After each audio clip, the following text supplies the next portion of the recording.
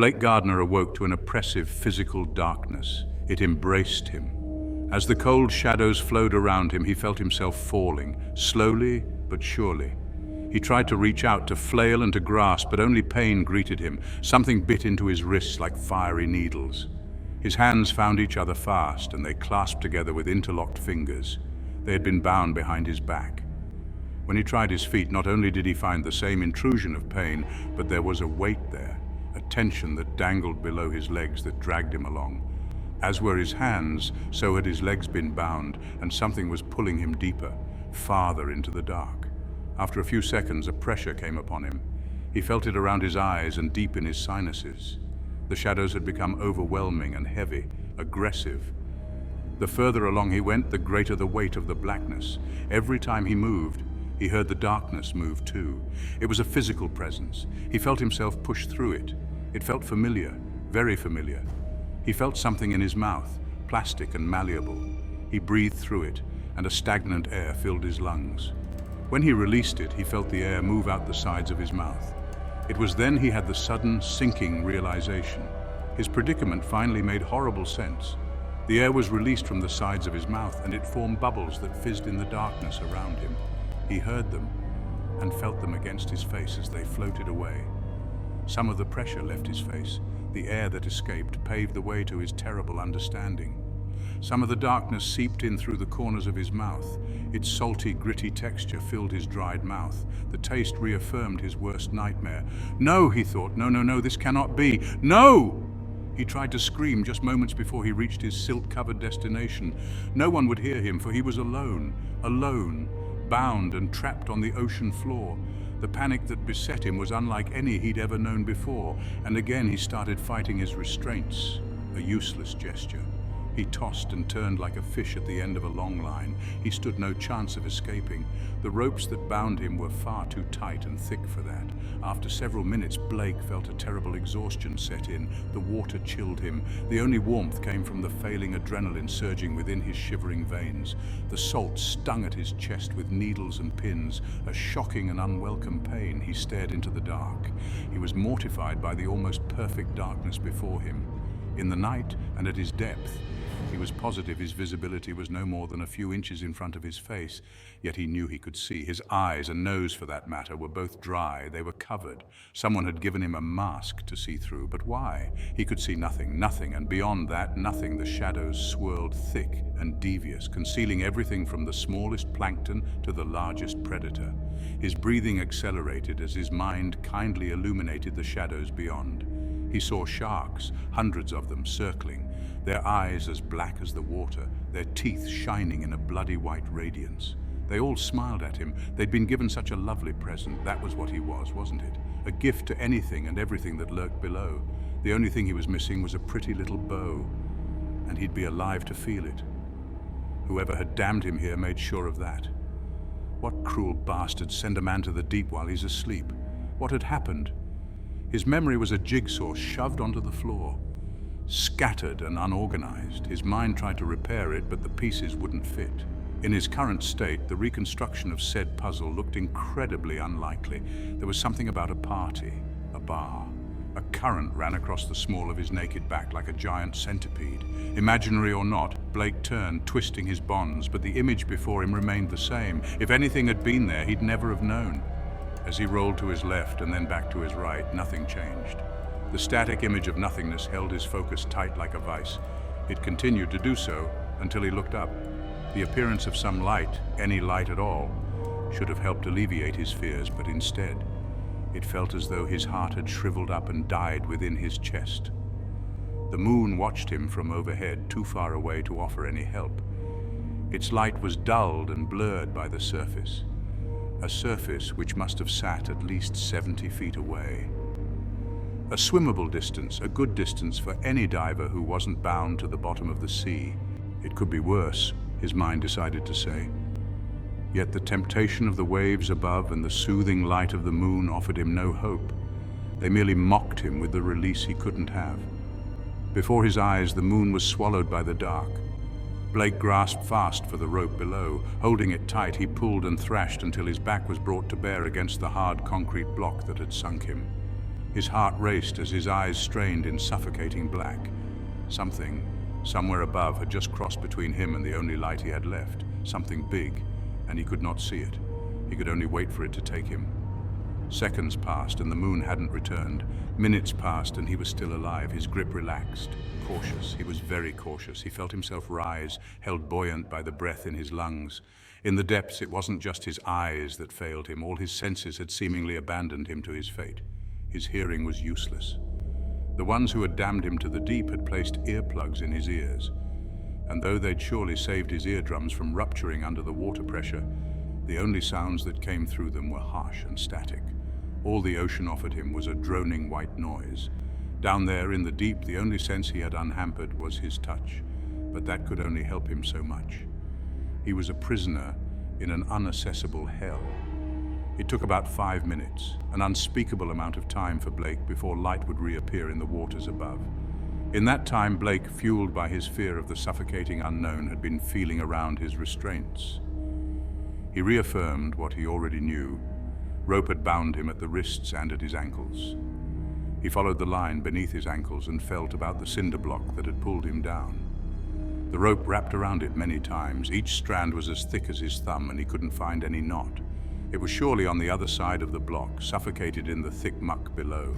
He couldn't untie it. The idea of his pocket knife came to mind. He should have had it on him. He never went anywhere without it. It was a good, hopeful idea for a few seconds. When he reached upwards for his shorts, he was met only with the touch of his own skin. His chin came to his chest as if he could see himself. His chin rubbed against his raw collarbone, and Blake found he was also without a shirt. He was naked, completely exposed and naked. They'd stripped him of not only his freedom and his understanding, but of his goddamn clothes as well. His knife surely sat comfortably with his clothes far away from him, above the surface. He cursed in an explosion of air and fury that had taken over from the bone-numbing fear he'd felt moments before. It was a feeling that any man who has had hope torn from his chest so quickly after finding it knows all too well. In the darkness, however, it was a fleeting feeling. The cold that crept along his skin made itself known once more. It begged for Blake's attention. Where was he before? His mind wandered back to the jigsaw puzzle, and it found some of the pieces unturned. A bar. Downtown LA. That was it. His last memories of freedom, and they were spent in a drunken haze. Just a typical Friday night. Not exactly respectable, but not worth his situation, surely. What could he have done to elicit this fate? An alley? He flipped a jigsaw piece in his head. There'd been a woman there. She'd called to him. Beautiful woman, blonde, green eyes. What happened then? Another piece flipped. She wasn't alone, was she? Another piece. She'd offered him a drink earlier. Something was in it. The puzzle turning stopped. For the first time in what felt like a lifetime, something above caught his eye. As if granted by a cruel god, a green light descended from the surface. It caught his eye early, and he followed it as it sunk beside him. It fell gracefully, almost perfectly through the water. In a slow drop, it settled nicely in the silt below. Blake saw pieces of the sediment rise around the light in a thin cloud as the dim LED glow stick touched the ocean floor. His only company, the light had landed just beyond his grasp. He tried, of course, but he found the weight that tethered him to the bottom was too great to move, so the light remained nearby, but unusable. He tried to hover close to its glow. It showed him the smooth silt of the bottom for the first time. The vaguest silhouette of his face mask had appeared around his sight, and when he looked down, he could see the outline of his chest. More importantly, he could see that in the yard or so between him and the light, he was perfectly alone.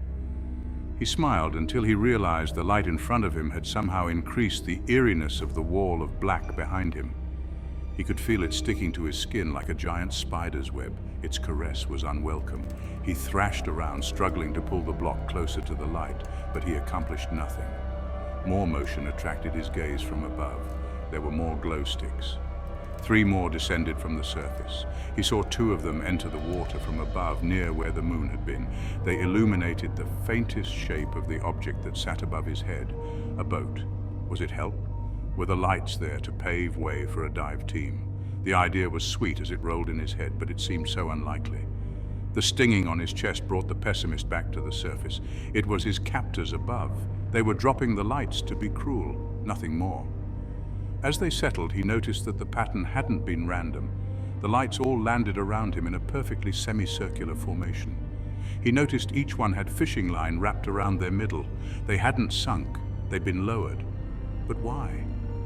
The prickling feeling on his chest got worse. The light around him had grown helpful. Blake could see himself, for the most part, in their sickly green glow. It was both reassuring and disheartening to see the seafloor around him. He was thankful to see the silt free of crabs or other aquatic nightmares. The idea of something crawling up the ropes and onto him made him shiver. However, to see that only algae spotted the bottom was crushing. There was nothing, no seashell, no shark tooth, nothing that Blake could have possibly used to cut himself free. His head drooped in frustration. There was something on his chest. No, not on. Something was in his chest. Cut into. Someone had cut all over his chest, and the cuts were purposeful in their direction and design. They'd cut shapes, symbols into his chest. Blake had spent his whole life in LA, a city boy through and through, but he knew a brand when he saw one. He had been branded. To Blake, it felt more than a physical injury. It was a violation upon him, a desecration. His gut churned, and his fingernails bit into the palms of his hands with a furious persistence. Another glow stick fell from the surface. The glow stick, the final light, fell opposite of the semicircular formation behind him. Its light was unguided. As it sank, it twirled at the water's mercy. It fell until it was just above him. It fell until it was almost an arm's reach away from his face. It fell towards his feet. Then, Blake watched as it sank past the ocean floor. It was with horror that Blake followed the light's descent. He merely had to lean forward to watch as the light carved its way farther and farther into darkness. He watched, eyes wide, as the light slipped so far into darkness it had become a memory, faded and dull. As it sank, it had revealed to Blake everything. It had shown him the solid wall of sand and rock it had passed as it sunk, the same wall Blake sat atop of. It showed him a depth without end. The light had shown Blake that he was only mere feet away from an oceanic drop-off. The trench before him was hidden once more in shadow so perfectly that Blake started to wonder if he'd hallucinated it. His heart knew he hadn't. He'd been dropped perfectly at the edge of certain death, and the light was his captors intentionally showing him. From the surface, they played a cruel game with Blake. A tear caught at the bottom of his face mask. He wasn't sure if missing the trench had been a blessing or a curse. If he'd gone over, if it was half as deep as he'd thought, then the pressure would surely kill him. If not, then the sudden descent would have played havoc with his blood. Blake wasn't a seafaring man, but he wasn't a moron. He knew what the pressures of the deep ocean could do, and the creatures that lived down there were far more frightening than any shark. The thought of it, of one of those creatures rising, made him recoil further. His back came to rest against the slime of the ocean floor. He lay in the comfortable circle of light. Up here at the edge of oblivion, he was condemned to wait. Death could come at any time, Blake was sure of that. That was the worst of it, the waiting. Blake considered, if only for a moment, pushing himself over the edge. He would die painfully, but it would be faster. It would also be on his own terms. The idea of control gave him some satisfaction, but how would he move the weight? Last he tried, it had been impossible, and who was to say the depth was far enough to kill him? What if he landed at the perfect place between agony and death? It was too risky. He could have chosen to stop breathing. No, he could have made it even easier than that. He could have just spit out his regulator. That would have been more peaceful, less painful. Either way, Blake decided it was far preferable to die as he wanted than to die as the bastards above wanted him to. He just needed to gather the courage. Courage ran in short supply as the lost light began to emerge from the dark. Blake had risen to a floating position again when, in his peripherals, he saw the faint glimmer beyond the edge of the trench. He avoided it. Surely it wasn't real. It was his mind, his panic. If he ignored it, he'd suffer no consequence. Yet the light persisted, and soon the glow became unmistakable. The shimmer called to Blake from just past the edge, in the deep. Blake looked. The light was rising. Against all logic and sanity, the lost light had begun to ascend in the frigid waters. It showed Blake something awful. Below its light, the shadowed waters seemed to breathe and stir. In the periphery of the rising green light, shades changed as something rose from the depths. It was a sickening realization that came when he saw the shadows had wrapped themselves about the middle of the glow stick. The light was rising because something was carrying it. Blake's view was again obscured by bubbles and darkness as he retreated from the abyssal edge. In quick, pathetic motions, he tried to pull himself away from the rising terror. He felt the prickly sand press up against his back as he wrestled futilely with his restraints. Unfortunately, he had neither the strength nor the energy to break the vacuous hold the sediment had upon the block. He could do little more than yell through his regulator as the light peaked. Blake could see it now. As the light stopped its vertical ascent, a disturbing scene greeted him. He would have given anything to return to the darkness as a figure clambered up and over the ledge. It stood directly before him, on two naked legs. Their eyes met. The sight before him was unimaginable. The light had been carried up by a man. No, not a man, a corpse. The light showed enough to confirm that. The man's bare skin had grown ragged and grey, waterlogged by untold months beneath the waves. Some sections of flesh had long since given way, surrendered to the sea, revealing the fetid muscles beneath. Blake gagged when he noticed the tiny tendrils of tattered skin dangled off into the distance, sights upon the man's body where the denizens of the ocean had begun to pick him apart and eat piece by piece. Rigor mortis had a tight grip upon the man's pain-tortured face. His eyes were as wide like his mouth, frozen in an eternal, silent scream. He'd been dead for a long time, yet his eyes still moved. They fixed themselves upon Blake. The monstrous vision held the light close to its face, and Blake couldn't help himself. He stared deeply into those clouded, grayed eyes. Blake could see thought behind its gaze. A soul sat within it. The corpse leaned closer, brought by an unseen current perhaps, towards Blake. Extending its free arm in a rigid, almost robotic fashion, it began to examine him. It seemed inquisitive, like a man examining vegetables at a supermarket. It was morbid in the way it moved. When in motion, the limbs and muscles of the figure seemed healthy, alive. Yet every time the motion stopped, the body resumed a state of incredible rigidity. Caught in a constant state of flux, the man who appeared both living and dead. Blake, petrified before this horror, saw as the corpse's eyes left his and fell upon his chest. Lowering its light, its other hand came forward, and its waterlogged finger began to trace the patterns carved into Blake's chest as if it were following the streets on a map. Revolted at the creature's touch, Blake squirmed and twitched, but the corpse held no contempt.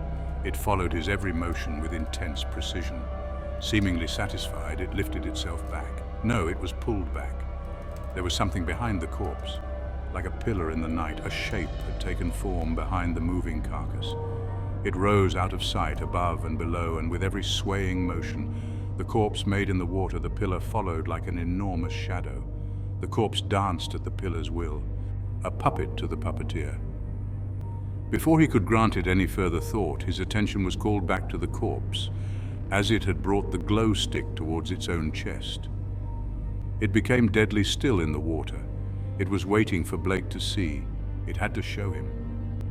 The corpse showed Blake his chest and the familiar brand upon it. Blake was staring at the very same symbols that had been cut into his own chest. It wasn't an execution or some random cruel murder. He hadn't pissed off the wrong man. No, it was far worse and far more primal than that. It was a sacrifice, and Blake was the lamb. As Blake's eyes stretched wide, the corpse dropped the glow stick and it rose towards the surface. The pillar carried the figure into the shadows above. At that moment, Blake made the decision that whatever was to happen next was the worst-case scenario. Everything else was preferable. He wouldn't be the lamb. He tried to spit out his regulator. Disgusting, salty water managed to creep into his mouth as he struggled, but even though his teeth and lips had parted from it, the regulator wouldn't fall from his mouth. Using his tongue, he tried to push it out, but it held fast to his face. He felt the pull of the regulator around his lips and on the back of his head. The bastards hadn't given him a choice. They'd taped the regulator to his face. He had to be alive for what came next. Through the murk, another corpse appeared. The pillar had brought up another degraded carcass from fathoms below. Blake floundered against the seafloor as the woman inched closer. She was younger than the man who'd come before, and her body showed fewer signs of decay. Behind her eyes, however, sat the same cold intelligence. That sentience watched him as she rose away into the dark. Her visage fleeting, Blake saw that across her bare chest were etched the same symbols, symbols of the damned. Another corpse came. This one was horribly disfigured and mangled. There was more rot than man left on his bones, yet the eyes remained lively. His jaw dangled by only strands of sinew, and his right arm had long since been torn asunder at the elbow. The white of the bone seemed to glimmer in the dull light. Despite the rot, the edges of the symbols were still visible on his white chest, and his left hand managed to hold on threateningly to an old rusted dagger. Like the others, the rotted man faded into the above. More bodies appeared as the endless pillar rose. They came one after the other. Each one bore a look of indescribable anguish and pain on their face, a look that they forever carried, enslaved by the alien pillar behind them. Around Blake, a storm of currents had begun to churn the sediment into a frenzy. What little light he had soon started to dirty as a swirling cloud threatened to drown it all out. The currents came from beyond the light. Things moved unseen out there. In the dark, they started to touch him. Like lightning, arms and hands long gone cold reached for him. Whenever his back was turned, they'd project themselves from the darkness like a sunken jack-in-the-box. He'd feel their slime-covered fingers caress him. Their nails would jab and scratch him, and each and every time Blake turned around, he would see just enough. An arm sucked back into the void, beyond his gaze. The cat toying with the mouse. A mouse with its back crushed in a trap. That was when she entered into the light. A horrid witch of a woman. Her skin had withered and she seemed more bone now than flesh. The symbol on her chest had fallen away and only the scars on her ribcage remained. Her sunken eyes glared harshly as she reached for his face. Blake screamed for help that would never come. As the woman ensnared him in her decomposing fingers, she brought him in close, hugging him tightly as if they'd been friends. With muscles Blake didn't even think she had. He could feel a touch on his neck as she exhaled water from her lungs. Up close, Blake saw every horrible detail. The pillar was clear now, and it was obvious that it was alive. It was the dull, rotted color of the corpses, and it had the obvious texture of meat. From the woman flowed the strings of the puppeteer. Veins and tentacles that had long ago forcibly invaded her body fed directly into the enormous mass behind her. In the dimming light, Blake swore he saw them pulsate. They were pumping like the veins beneath his skin. He felt another liquid breath on his neck. Craning around, he saw that what he'd believed to be a pillar had wrapped around behind him.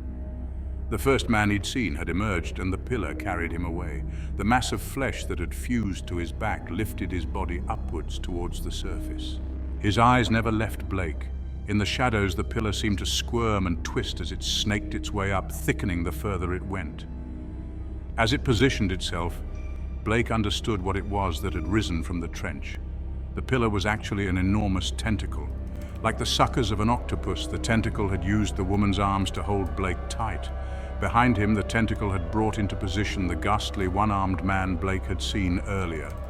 The woman tightened her grip as she presented Blake to the one-armed man. Craning his neck, Blake saw the man fumble with the rusted dagger. He brought it sharply towards the bonds that held Blake's ankles so tight, and he began to cut. He was reckless, imprecise as he sawed through the ropes. As the binds came loose, Blake grimaced as the knife continued to saw. The man had accidentally severed a slice of skin from the side of Blake's ankle. Blake felt his legs come apart from each other, and he let them spread into the water. He was free from the bottom. Free. In that instant, the fight started. He let loose with the fury and panic that the entire ordeal had granted him, but the corpse held tight. In fact, the more he struggled, the tighter her grasp got. The strength was far too great to resist, and soon Blake started to feel his ribs bend and strain. He couldn't breathe, but he kept fighting. The whole time Blake fought, he saw her horrid gaze, unblinking, unfeeling, unyielding. Despite his thrashing, the puppet corpse behind him decided to proceed with the cutting. This time, it took aim at the bonds between Blake's wrists. As he did so, Blake had an idea, a risky, terrible idea. In acceptance of the fact, his legs stopped kicking. The woman released her grip just enough in kind, and Blake sucked in a huge breath of air. His eyes glared defiantly at the specter. He kept breathing, waiting. He had nothing to lose as he made his move. As soon as the dead man had finished cutting the binds, and at the precise moment the final strand had parted, Blake's palms closed around the rusted blade. They didn't let go. He wanted to scream as the blade dug into his palm, but he was beyond that now. His veins burned with pure determination. The one-armed man seemed not to possess the same strength as the woman had, for his grip on the knife was weak and feeble. No matter how hard the man behind him pulled, Blake would not release the blade. The woman's face never changed, but Blake saw a hatred grow in her eyes. With a terrible yank that nearly ripped the meat from his palm and bloodied the water all around him, Blake pulled the knife and the rest of the man's fingers free. Behind him, the top of the tentacle ran into the dark, carrying corpses along like a morbid roller coaster, but in front of him, the woman didn't retreat. She tightened her vice-like grip. Unfortunately for her, the grip was too high and she'd found the tank on his back. This provided Blake with ample room to bring his right hand forward and to plunge the blade deep into the woman's stomach. It scrapped through her spine. Her grip failed just long enough and Blake pushed himself free. Blake decided he wasn't going to die. The woman tried to recapture Blake, but with a strength he shouldn't have had. Blake brought the blade through the water and into the left eye of the old woman. She didn't scream, but she clenched both eyes tight in pain. A thick black goo seeped from the wound and stuck to Blake's hand like ink. Her arms flailed about, so Blake ripped the knife from her face and he jammed it into the other eye. With that, she recoiled. Her hands came to her face to cover her wounds, and the tentacle fell completely away beyond the light. He was free. He knew his time was short. With his sliced right hand, Blake managed to find the glow stick the beast had dropped by his legs. He brought it to his face just in time to see the tentacle had not left him yet. Another body, a large, overweight man, was soon upon him. His arms reached forth. Their target was Blake's throat. Blake jabbed at the body with the rusted blade, and it retreated fast. Blake enjoyed that. The threat of pain, injury, didn't sit well with the monster. That gave Blake a much-needed edge. Blake knew he couldn't hesitate any further. With a great kick against the block that had imprisoned him, he propelled himself toward the surface, to freedom, to air. He knew at that moment he would survive, even as the nitrogen started to boil in his blood, and as the salt seeped into his fresh wounds. Blake could only think of one thing. The surface breaking around his head, the chilly night sky biting into his scalp, the calming sight of the night sky. The watchful stars would be there, and they would see his final triumph. It would be beautiful. As his body began to betray him, he forced himself through. He knew the tentacle pursued from below. He could feel it, a presence in the water all around him. Hungry, ravenous eyes followed him from below, but he didn't care. He couldn't afford to. His hand was cramping. He found his grip morphing around the light and the knife. He could only hold on to one, so he made a choice. As the knife sunk, Blake grabbed onto the glow stick with both hands. They clung to it like it was a lifeline. The surface was coming. Oh, how close it should have been. Surely only 30 feet, 20, 10, the stars. He should have seen the stars. Instead, only a pained, angry face met his gaze. Blake nearly collided with the corpse that had ambushed him out of the dark. He brought his feet to the corpse's chest and kicked hard against it. He felt the thing's ribs collapse beneath his feet. He circled to his right and tried to rise again. He would make it. He knew he could do it. He found another body. The woman was missing half of her face, but she reached for him regardless. He dove down as she grasped for his legs. He just barely slipped by. Out of nowhere, a hand reached for his face. His momentum carried him past the man and too close to the tentacle. He flipped around and shot far away. A small amount of water invaded his goggles, and the bends began to stab at his muscles. He could do it. Again, he was ambushed. It shouldn't have been possible. The tentacle was everywhere. It was fast. How was it so fast? Then the light showed him the truth. He retreated into the light's periphery, for in its center a body was reaching for him, a devious smile on its face. To his right, the light revealed another one with twisted fingers and an exposed jaw-like rib cage. The bodies floated side by side in the water, their arms extended at length. Blake had no choice. He rose, and yet even there, more bodies sat waiting in ambush. The same happened as he swam backwards too. The bodies all formed a thick wall of nightmares around him. They were too close. One of the bodies struck Blake hard in the ribs in passing, and in a pain that was finally too overwhelming, he dropped the light. Greedy arms took their chance and assaulted him as the light fell. As it sank, it illuminated the inside of what had become a solid wall of flesh. A swirling maelstrom decorated with death had completely surrounded him. There wasn't just one tentacle. There were dozens, and they had contained him inside a giant sphere. His arms and legs were free, but Blake had never felt more trapped. The tentacles swirled. They kept him from the stars. Through his earplugs, he heard a chorus of screams grow from nothing to overtake the white noise. They came from all around him, escaping out of the throats of the long since deceased. Their faces contorted as the ghoulish melody echoed through the waves. It was a tune of pure mockery and triumph, the song of Blake's defeat. He couldn't do it. He never could have. Blake began to sink. His muscles had stopped working. The pain of the bends was too great for his brain to ignore. He burned inside as the tentacles began to constrict their net. He was only vaguely aware as many more pairs of arms began to claw at him and hold him tightly in submission. The corpses never blinked. Behind his eyes, Blake was screaming, not from the pain. He screamed in defiance. He screamed against the cruel irony that had perverted his escape. He saw the light at the bottom of the writhing mass of tentacles. Blake watched as the tentacles parted, allowing the light to fall beyond his reach, beyond his sight. The tentacles closed again and the light died. Blake was in the pitch black, alone with the dead. He couldn't see it, but they started to smile. He felt it when the arms tore the goggles from his face. Not that they mattered anymore. The darkness persisted. Only the pain was new. The water assaulted his eyes and forced its way up his nose. The salt burned everything that it touched. He only managed to suck in half a breath as they removed the regulator from his face. The breath was spoiled as water was quick to invade his lungs. Blake sputtered and spat, but all that did was expel the last bit of air from his lungs. As they tore the tank from his back, Blake was drowning. He wouldn't drown fast enough.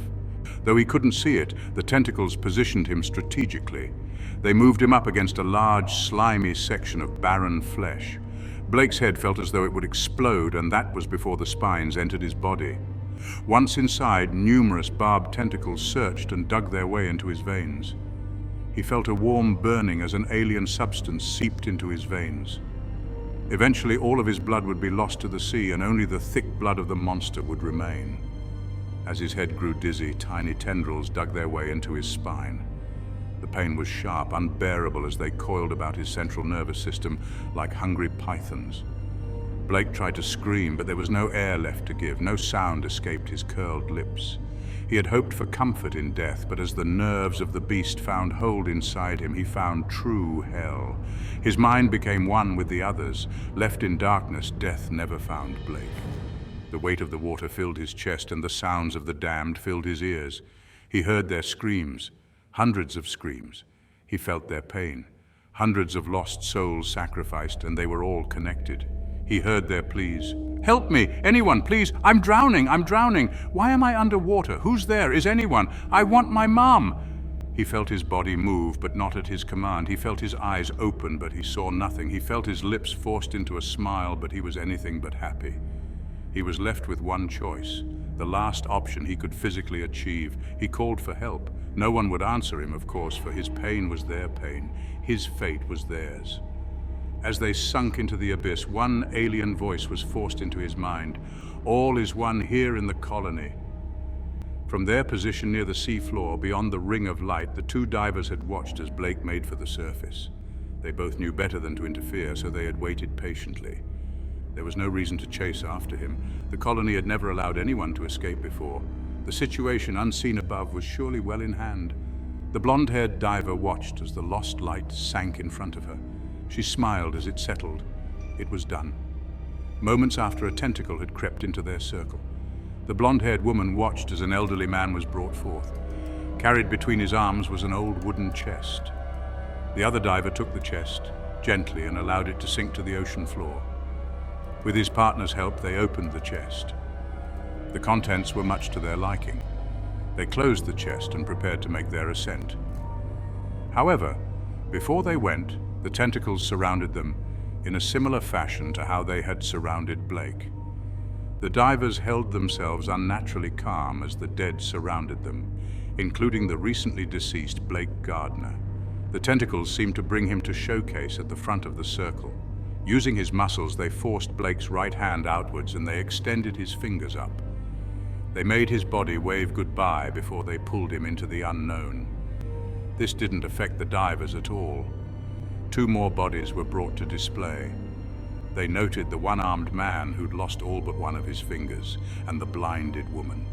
In a sickening motion, the one-armed man's body peeled away from the tentacles. The tendrils retracted from his corpse, and the flesh peeled from around his back. His body was dropped to the floor below, discarded. The man squirmed, but for a moment. They always did that. The woman had often been told it was just a reflex, like a decapitated chicken when it runs. She had other theories, though. She wondered if, for just a moment, the poor souls got control of their bodies back before they became still forever. She honestly didn't care either way. The woman was next. She was useless to the tentacles if she could not see, so she too was abandoned. She settled rather calmly into her sandy grave. As the tentacles left, one final body was brought to the light. On it, a young man, no older than 20, presented his right hand clenched into a fist. On it, he raised 2 fingers towards the divers. The senior diver nodded and held up 2 of his own in acknowledgement. With that, the young man smiled and the creature disappeared into the trench. The divers packed up. 2 more bodies, they had work to do. My name is Alan Tanner, filling in for Arthur Pembroke. Thank you for joining me here at Nightmare Theatre. I'll see you all again tomorrow night.